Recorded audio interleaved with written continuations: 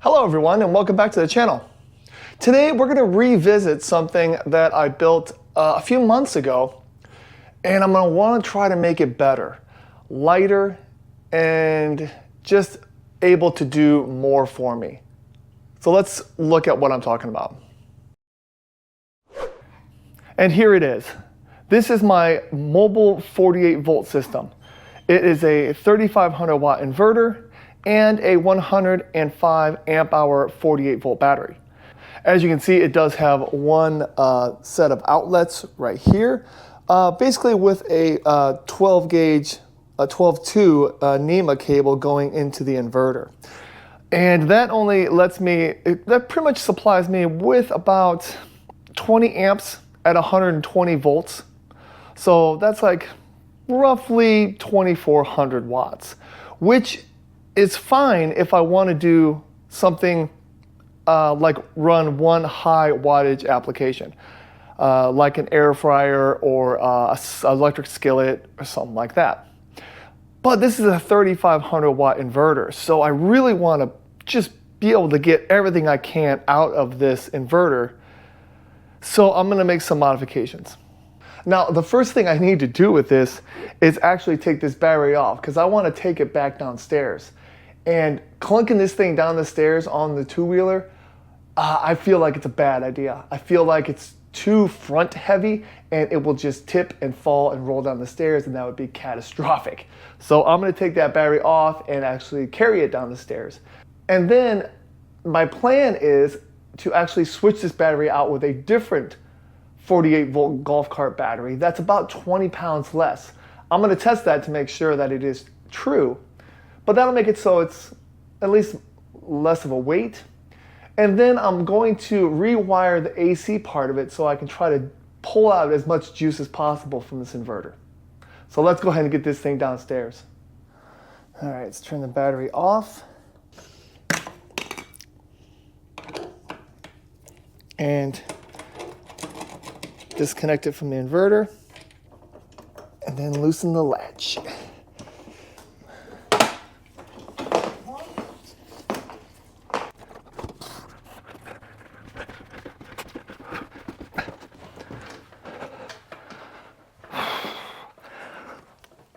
All right.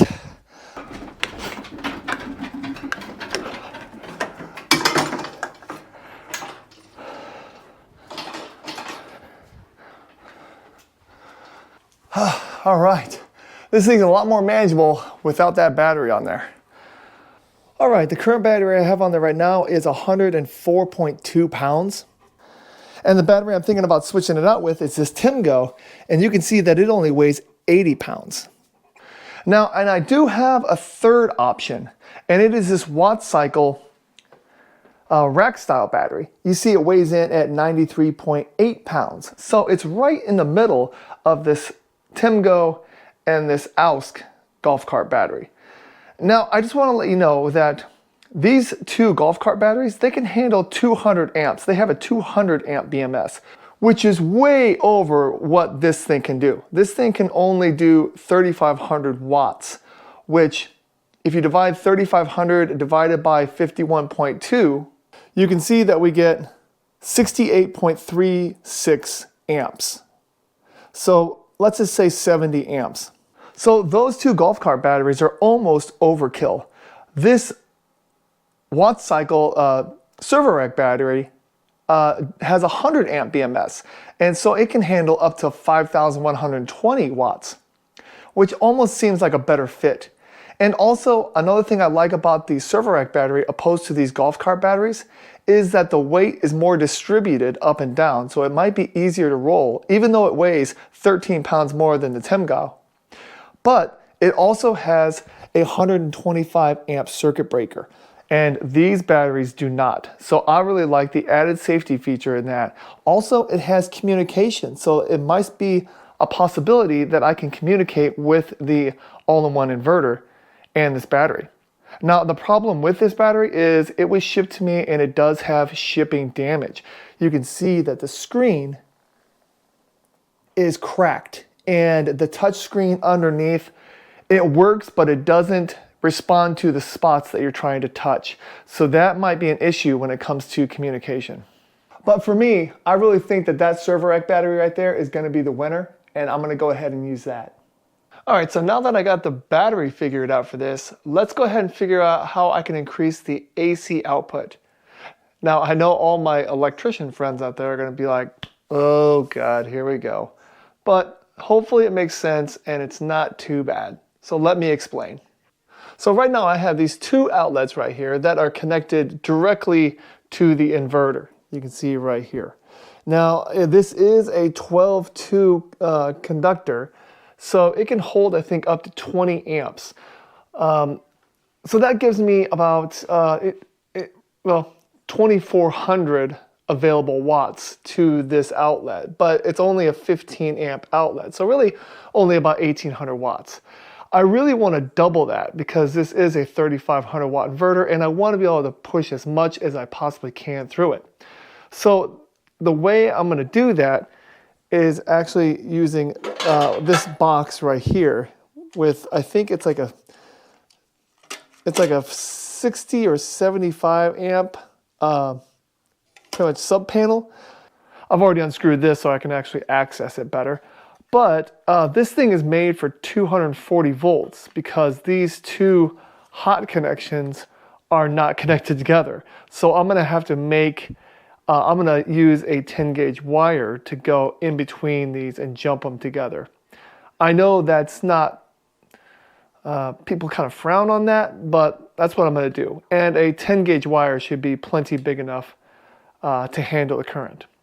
I'm also going to have my, my neutral and my ground up here. And then I'm going to have two 15 amp circuit breakers connected. So that way I'm really limiting myself to the 30 amps that I'm wanting. Because, so what I'm going to use to connect the inverter to this little tiny sub panel right here is this, pretty much it's a, I think it's a dryer cord, but it's a 10 gauge cable, and this can handle 30 amps right here. So I'm really maxing myself out at the 30 amps, and I have my two 15 amp circuit breakers to kind of protect the wire. So, and this inverter can only push out, realistically, you know, it says 29 amps or 29.775 amps. So everything is really being limited to 30 amps on the AC side. So that's my idea. And what I'm going to do is punch out on the side right here to run this wire.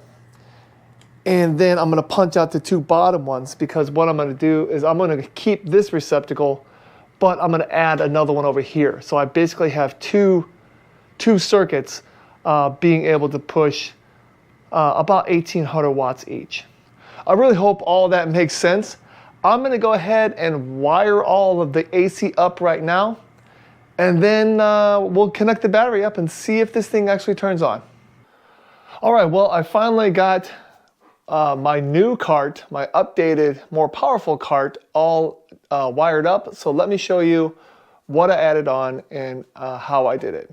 As you can see, instead of the one outlet, I have two, so a total of 4 receptacles. So it's 2 different circuits on there now. Each of them should be able to handle 1,800 watts. All right, and I have the panel open right now, and there's no power going to any of this. But here are my two 15 amp circuit breakers. I have my main line coming up here, and it is, you can see the hot wire is going here, and then I have my jumper going across into the other connection right there. And I also have my neutral and my ground both going into the neutral bar right here, so everything is actually bonded. And then I have my 2 circuits, one coming from this yellow wire and one coming from this this whitish pink wire being wired up, and one going to each circuit. And then I have my main wire going from my circuit breaker to the line out of my inverter, and then here I never did mess with my line in. I'm also using the same battery cables right here. There are 4 gauge cables, and that will be That would be plenty. They can handle 100 amps with no problem. So now it's time to go ahead and start turning things on and testing voltages. So the first thing I want to do is power on the battery. And I'll go ahead and switch on my breaker.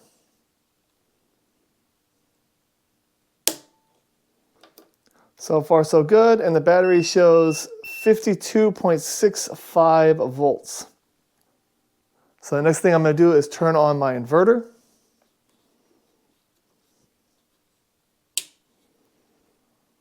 All right, inverter just clicked on. We should now have 120 volts coming out of here. All right, 119.9 volts, perfect. All right, the mains on the circuit breaker are 120, so let's go ahead and click on our 2 circuit breakers.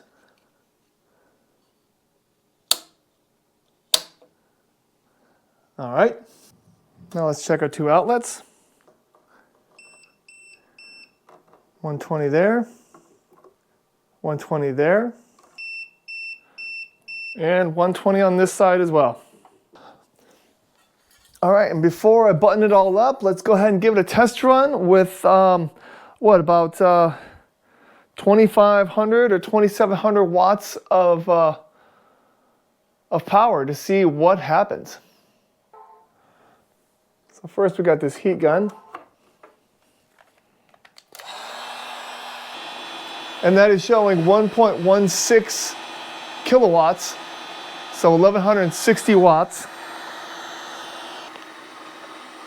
And then we'll go ahead and put on this, we're going to put on this 500 watt heater on this side as well, just to see what happens. There we go, we're up to 1,600, about 1,600 watts right there. And now on this side, I'm going to go ahead and plug in this 1,000 watt heat plate.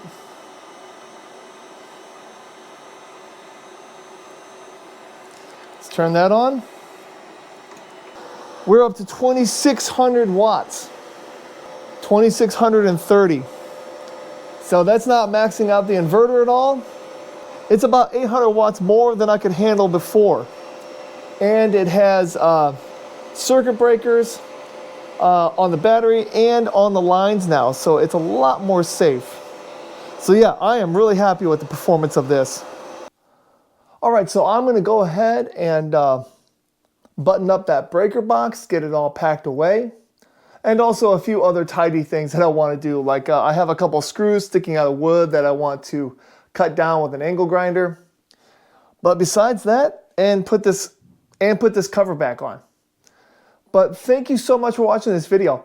I hope you got something from it. Please leave a comment saying if this is the worst idea ever or if I wired it completely wrong. Some of you might say something about the neutral bond, the neutral ground bond in the back and still being able to plug it in. My idea of this is never to have it plugged into the wall and running at the same time. This will only be used for when the power is completely out. The plug is only to charge it, and the unit will only be used when the power is out. So the neutral ground bond in the panel won't affect the rest of my house at all. Again, thank you so much for watching this video, and have a great day. Bye-bye.